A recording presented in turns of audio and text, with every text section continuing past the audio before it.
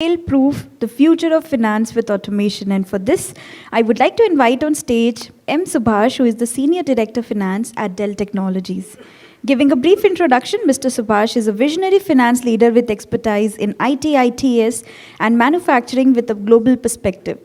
He's experienced in various domains of finance and accounting, audit and assurance, taxation, risk management and compliance, merger and acquisition. He has successfully delivered digital transformation initiatives, established shared service center for finance and accounting function. With this, let's welcome him with a big round of applause. Thank you, Swapnali, for that introduction. It gives me great pleasure to talk in front of this audience about this topic of future of finance. I mean, is automation new to finance? I mean, why is it that we are talking so much about automation in the recent, I would say, last few years? It's actually not new. So I would kind of want to just give some perspective about how, this is my perspective of how evolution of finance and technology. I mean, if you see as the technology has progressed over the years, even the finance has, the function has also progressed. I mean, it used to be situations when you had very minimal PC usage, where a lot of manual effort was involved. We are just considered to be bookkeepers. That's not what. And then from there, we have progressed to being reporters, controllers, analyzers, and we are now strategic partners. I mean, that's what we all aspire to be in any organization.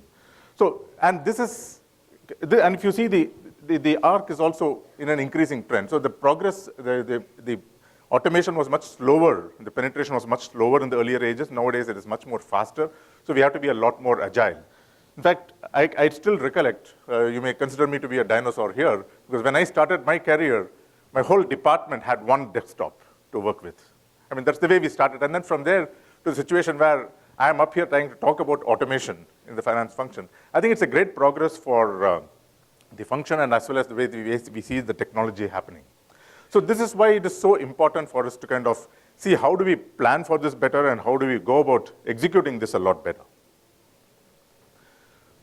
So the key for anything is a strategy. So there has to be a clear strategy and a roadmap. I think we already spoken about it a little earlier for any aspect that we do. And the way we look at it in our organization in Dell is we look at this as a success triangle.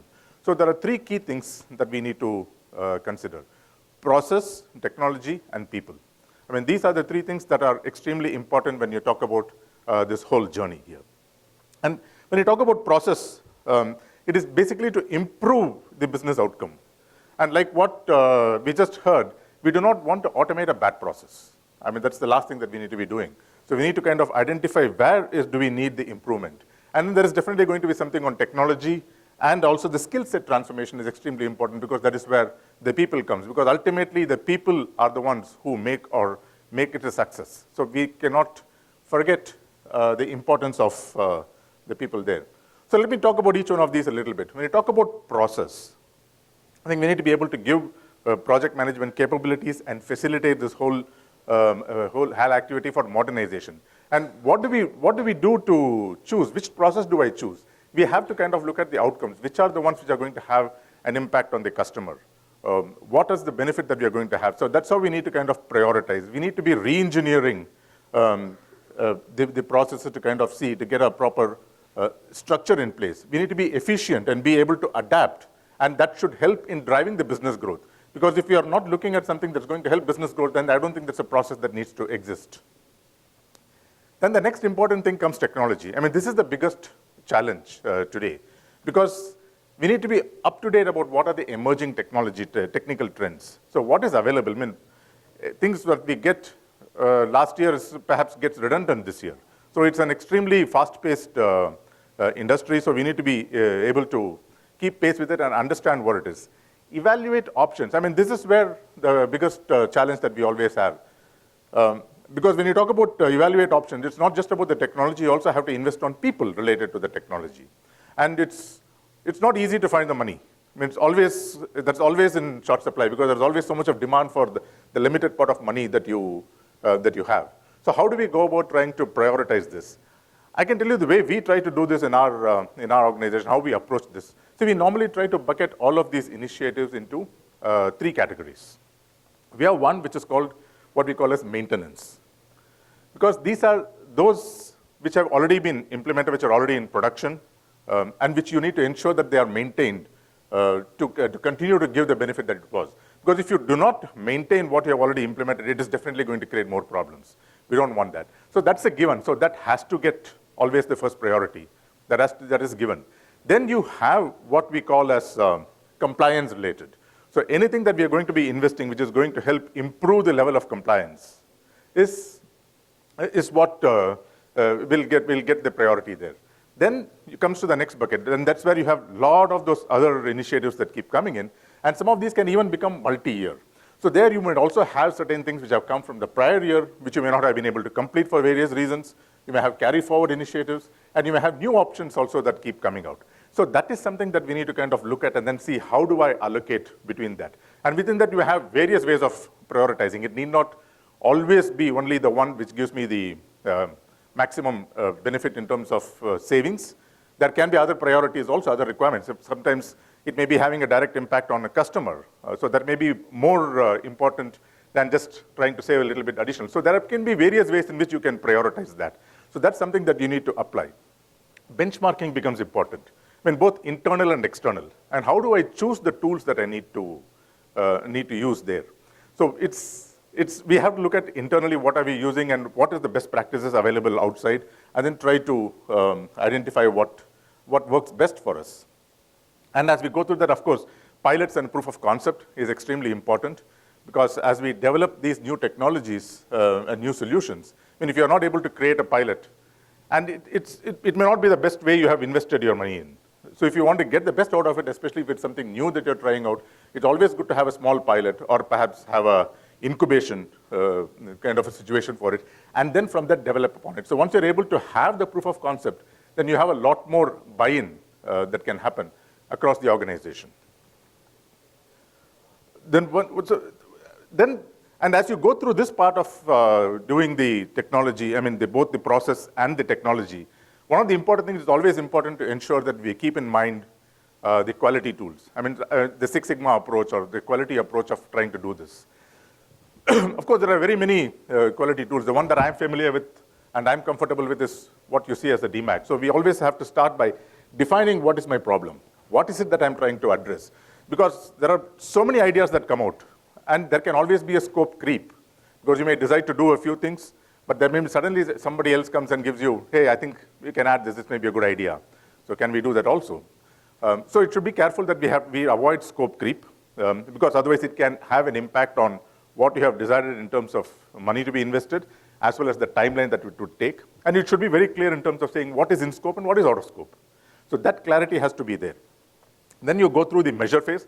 Of course, this is quite familiar to most of you, so I may not want to kind of give you a lecture on quality tools, but it's important to kind of talk about the measurement there, because that's when you need to do the data collection to kind of see what is it that I'm going to try to solve. And once you have the data, then you look at analyzing the data and try to get the root cause analysis. Once you do that, then you can go to identify the solution that you want to plug in there. So that's when the technology that you have looked at also will fit into the picture in terms of overall. And once you complete the implementation, it is important to go back and check how well is it going. So that's where the control aspect comes in, where you have to validate the results that you are getting in the production environment. After, of course, you go through the UAT and all of that, which is extremely important. And then you check, validate the results, and then see how well is it performing, and is the process under control.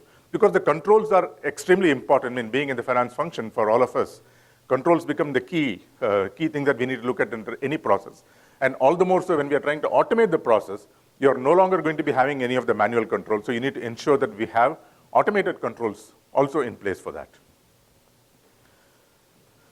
The last part of it is on people.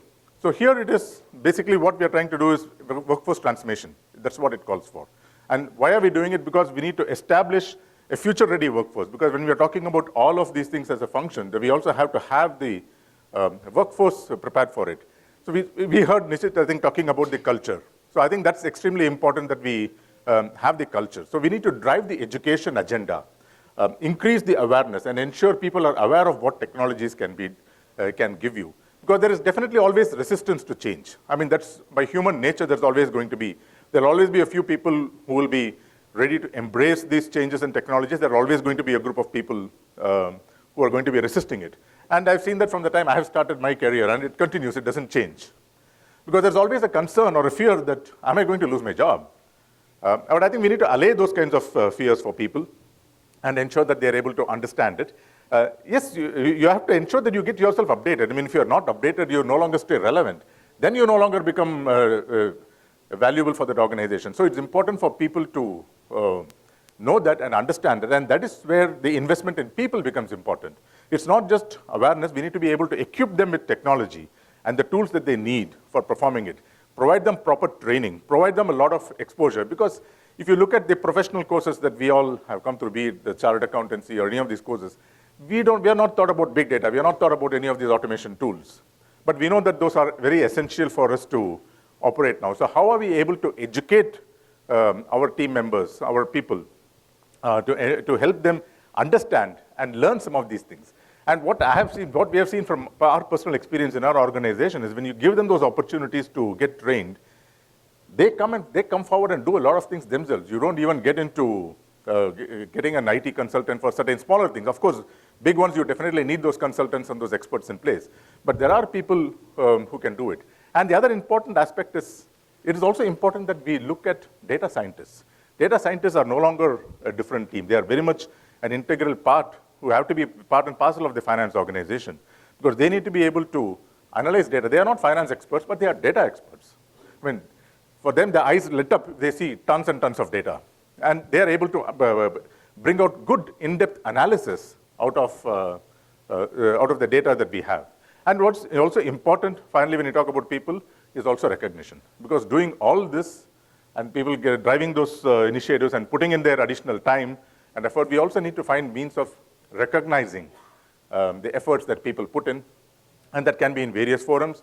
You create a forum for them to share, best practice sharing. It may be not always necessarily cash rewards. There can be a lot of other ways in which we can reward and recognize people. So that becomes important.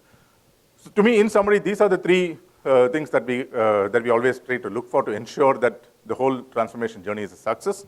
That is the process, the technology, and the people. And again, we need to ensure that we put the money in wisely, evaluating the right reasons, and putting what we are trying to automate in a particular bucket, and then ensure that we get the best out of that investment. So that's all I had to share, and I'm open for any questions.